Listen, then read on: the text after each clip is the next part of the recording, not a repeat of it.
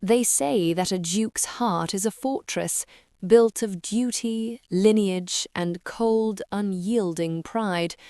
But Arthur's heart was not a fortress, it was a ruin. For 5 years, the halls of Thornecliff Manor have echoed with a silence so heavy it felt like a physical weight, a mourning not just for a mother lost, but for a love that turned to hemlock. What happens when the woman you cast into the wilderness to die returns not as a beggar, but as your only hope for survival? This is a tale of a betrayal that wasn't, a sacrifice that cost everything, and a love that survived the most lethal of doses. If you are captivated by tales of forbidden yearning and historical secrets, please subscribe and share in the comments which period drama first stole your heart. Now, we begin our journey into the shadows of Thornecliff. Chapter 1. The Alchemy of Grief. The night of the Dowager Duchess's Diamond Jubilee should have been remembered for its silver light and the scent of over 1,000 white lilies. Instead, it was remembered for the scream. Beatrice had been the very picture of a future duchess that evening. She moved through the ballroom with the effortless grace of a woman who knew she was loved, her hand resting frequently on Arthur's arm. They were to announce their wedding date within the fortnight. She had personally overseen the preparations, ensuring the dowager's favorite restorative, a spiced wine served in a ceremonial silver cup, was prepared to the elderly woman's exact specifications. "To my mother," he had toasted, his eyes dark with affection, "the heart of Thornecliff." The dowager had smiled, taken a sip, and then the world had come undone. The silver cup hit the marble floor with a sound like a tolling bell. The dowager's hand flew to her throat, her face contorting into a mask of sudden, agonizing shock. She didn't fall gracefully, she collapsed like a puppet with its strings severed. In the chaos that followed, the shouting physicians, the weeping guests, Arthur had looked at Beatrice, and for the first time in her life she saw not love in his eyes, but a burgeoning, terrifying void. The discovery of the vial in her velvet-lined jewelry box had been the final nail. It was a small, unassuming thing of dark glass, tucked behind a strand of pearls he had given her. It contained the dregs of the same tincture found in the silver cup. "I did not do this," Beatrice had whispered, her voice trembling as the constables held her arms. "Arthur, look at me. I loved her." "Do not speak her name," Arthur had roared, his voice cracking with a grief so raw it silenced the room.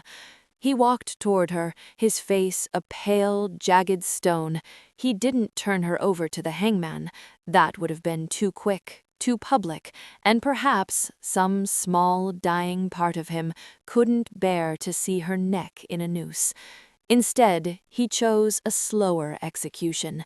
He stripped the family signet from her finger, the gold biting into her skin. "I cast you out, Beatrice, from this house, from this county, and from the memory of every decent soul. If I ever see your face again, I shall forget I was ever a gentleman. Go to the gutters where you belong. Death would be too kind a mercy for what you have stolen." He had thrown her out into a relentless, bruising rainstorm. She had watched the gates of Thornecliff slam shut, the iron bars flickering in the lightning like the teeth of a beast. 5 years passed. Beatrice did not die in the gutters. She fled to the port city of Oakhaven, a place where the air tasted of salt and rot, and where the plague was a constant, creeping neighbor. She found work with a man the world had discarded, a disgraced alchemist named Malachi, who lived in a cellar filled with bubbling retorts and the pungent scent of dried herbs. Under Malachi's tutelage, Beatrice transformed. The soft girl who had once spent her afternoons embroidering rose petals became a woman of iron and shadow. She learned that every poison had a signature, and every death had a rhythm. She didn't just study toxins to survive, she studied them because she knew the truth. She knew that the night of the Jubilee she hadn't been the only one near that silver cup. She had seen a shadow, a flash of a signet ring that didn't belong to Arthur, and she had stayed silent only because a knife had been pressed against her ribs in the dark, and a voice had whispered that Arthur would be the next to fall if she spoke. She had become a master of the very thing she was accused of, all to ensure that one day she might be the antidote. Back at Thornecliff, the Duke was a ghost in his own home. He had changed. The charming, vibrant man Beatrice had loved was gone, replaced by a recluse who spoke only in commands.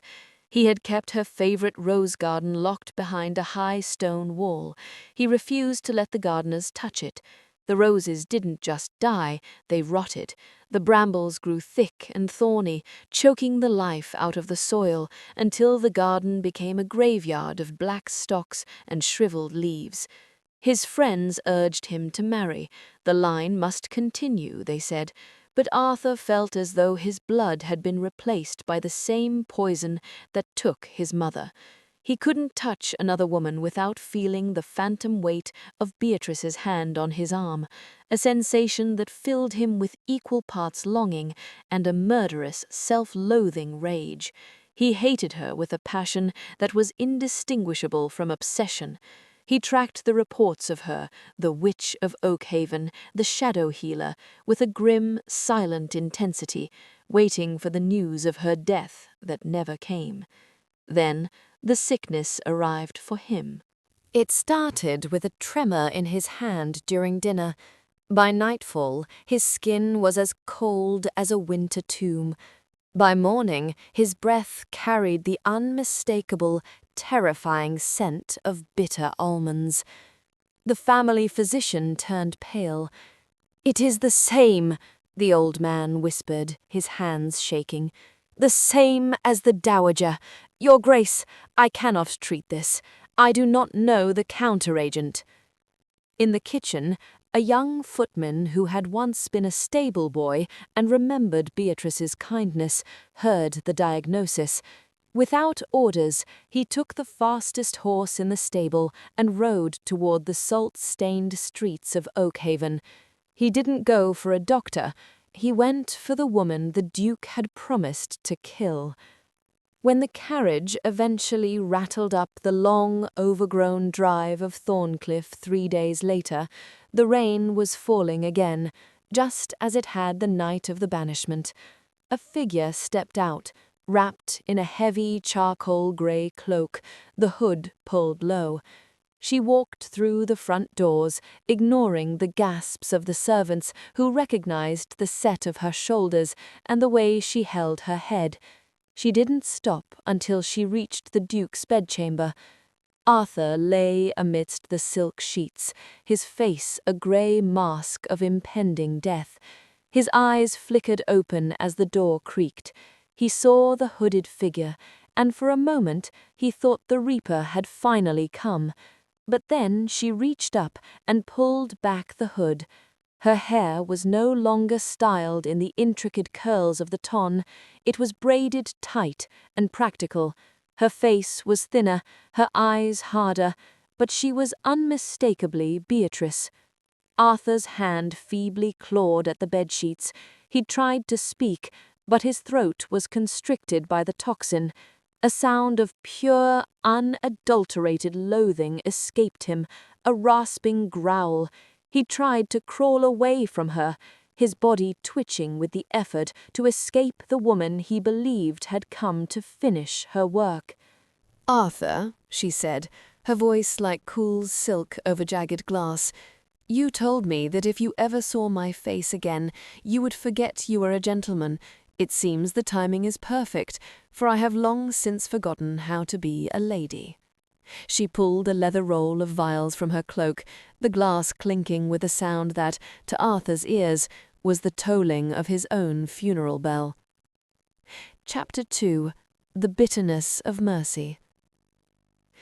The chamber felt like a tomb, the air thick with the cloying scent of lavender water and the sharp metallic tang of impending death. Arthur's breath came in ragged, shallow hitches, each one a desperate struggle against the paralysis creeping through his limbs.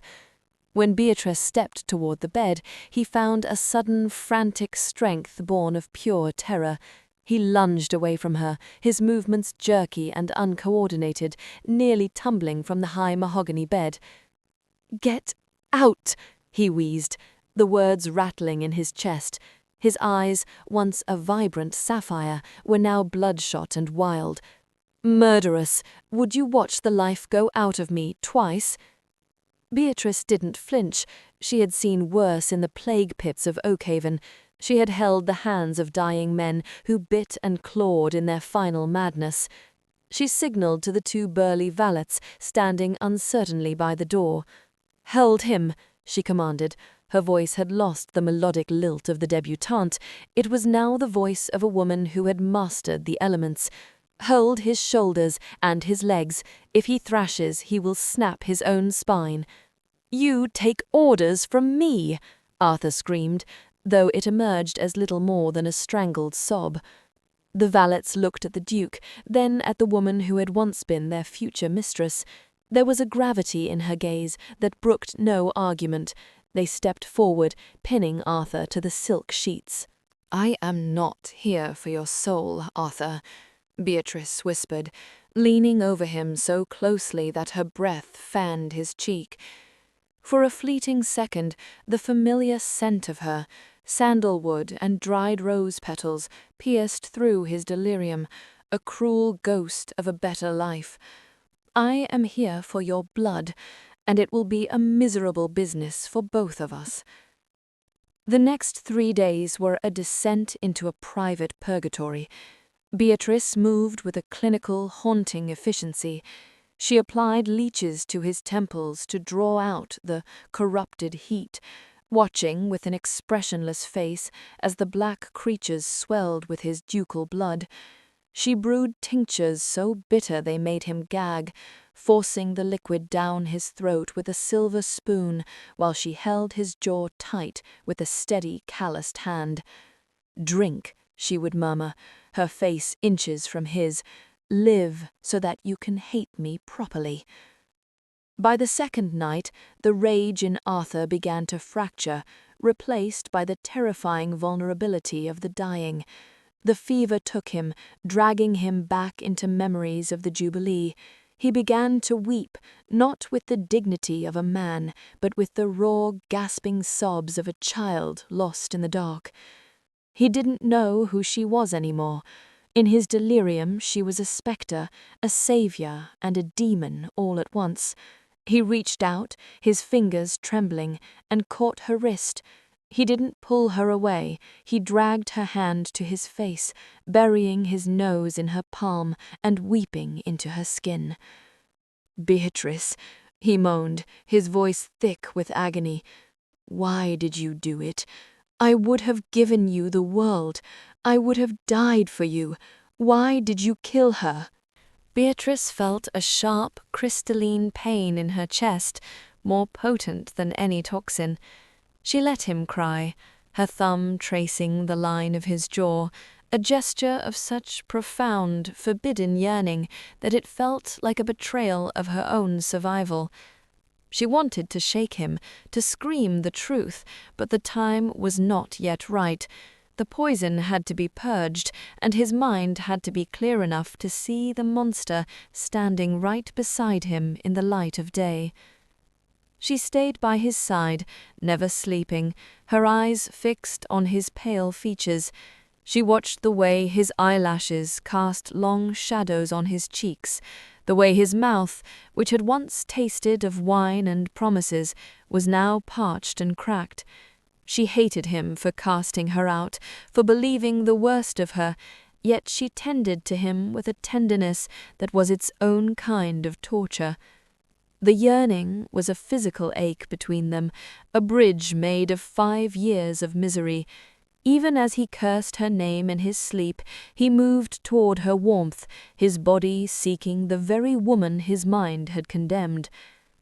As the dawn of the third day broke, the scent of bitter almonds finally began to fade from his breath.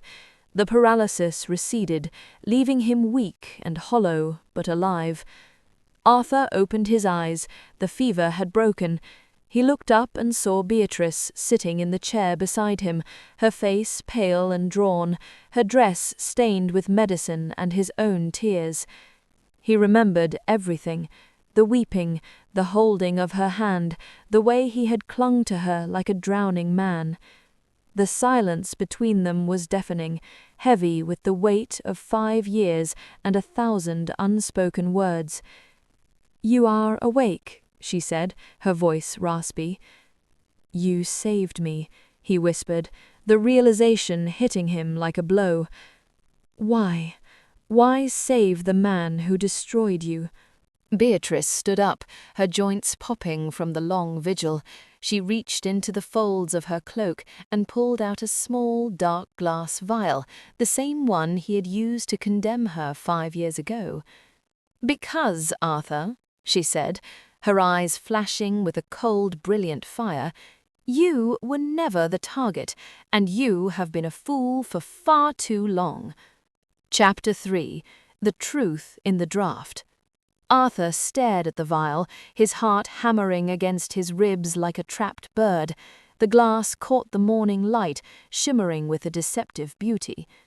"The Dowager was not just poisoned that night, Arthur," Beatrice began, her voice steady despite the tremor in her hands. "She was dying long before the Jubilee. Her bones had begun to turn to ash. It was a wasting disease, agonizing, relentless, and incurable. She lived every hour in a scream she was too proud to let escape." Arthur shook his head, the memories of his mother's vibrant strength clashing with her words. "She never said, she never showed." "Because she loved you," Beatrice countered sharply, "and because Silas was already assisting her. Your uncle didn't want to wait for nature to take its course.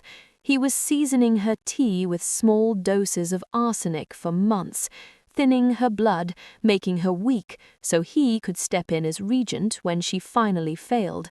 I found out. I saw him in the apothecary's ledger when I went to fetch her tonics." The room seemed to tilt. Arthur's mind raced back to Silas, the ever-present helpful uncle who had been the first to suggest Beatrice's room be searched. "Then why the vial?" Arthur whispered. "Why let me find it?" "Because that vial didn't contain arsenic," Beatrice said, her eyes softening for the first time. "It was a heavy sedative, a concentrated distillation of poppy and mandrake. I gave it to her in the silver cup to dull the agony of the poison Silas was feeding her. I wanted her last moments to be numb, not a nightmare. But Silas caught me. He told me that if I didn't take the blame, if I didn't leave and stay silent, he would ensure the next dose went into your wine. You were young, Arthur. You were the only thing standing between him and the dukedom. I chose to be a murderess in your eyes so that you would live to see the dawn." The weight of her words crashed over him. 5 years of hatred, 5 years of exile, all for a lie she had worn like a shroud to keep him safe. Arthur felt a sob tear from his throat, a sound of such profound ruin that it seemed to shake the very foundations of Thornecliff. He reached for her, his movements no longer frantic, but desperate for absolution. "Beatrice! Oh God, Beatrice!" He tried to kneel on the bed, his strength failing, but she caught him. This time there were no valets to hold him down. There was only the woman he had wronged and the crushing gravity of his own blindness. But Beatrice did not allow him the luxury of collapse. "Not yet, Your Grace," she whispered, her face turning cold. Silas is in the drawing-room even now, greeting the guests who have come to mourn your inevitable passing. He has been seasoning your wine for a decade, Arthur, just enough to keep you dull, just enough to make this final illness seem natural. It is time we show him that some poisons have an antidote. Fueled by a cold, ducal fury that burned away the last of his malaise, Arthur rose. He didn't dress in the robes of a sick man. He donned his finest coat, his family crest gleaming on his chest. That evening, the entire county was gathered in the great hall, ostensibly to hear an update on the Duke's health. Silas stood at the head of the room, already wearing the solemn expression of a man preparing to inherit a crown. "My friends," Silas began, his voice dripping with false sorrow, "it is with a heavy heart that I must tell you." The doors swung open. Arthur stepped into the light, his face a mask of iron. Beside him stood a woman in charcoal grey, her hood down, her gaze levelled at the room like a bared maid. A collective gasp rippled through the crowd. "The reports of my death," Arthur announced, his voice echoing with the authority of 1,000 ancestors, "have been orchestrated by a man who understands chemistry better than he understands loyalty." In a meticulous public execution of reputation, Arthur laid out the evidence. He used Beatrice's knowledge, the journals she had kept, the chemical signatures of the toxins she had identified in his own blood. He didn't just accuse, he proved. When Silas tried to flee, the constables were already at the doors. But the true climax came after the villain was dragged away. In the center of the hall, before the eyes of the nobility who had whispered her name in hushed, hateful tones for years, the Duke of Thornecliff did the unthinkable. He stepped toward Beatrice and sank to one knee. He bowed his head, his forehead almost touching the floor where she stood. "I was blind," his voice carrying to the furthest corners of the room. "I cast out my heart and called it justice. I am unworthy of the breath you gave back to me, Beatrice. I ask not for your hand, for I have no right to it, but for your mercy. Let the world know that the only poison in this house was my own pride." The wedding did not take place in a cathedral, nor was it attended by the prying eyes of the ton. It took place in the garden, the very spot where Arthur had once banished her. They had spent the weeks prior working the soil together. Arthur's hands, once meant only for pens and reims, were stained with the dark earth of Thornecliff. They had pulled the rotted brambles and the black stalks of the dead roses, clearing the way for new life. As the sun dipped below the horizon, painting the sky in shades of bruised violet and burning gold, they stood amidst the fresh sprouts of white lilies and climbing vines.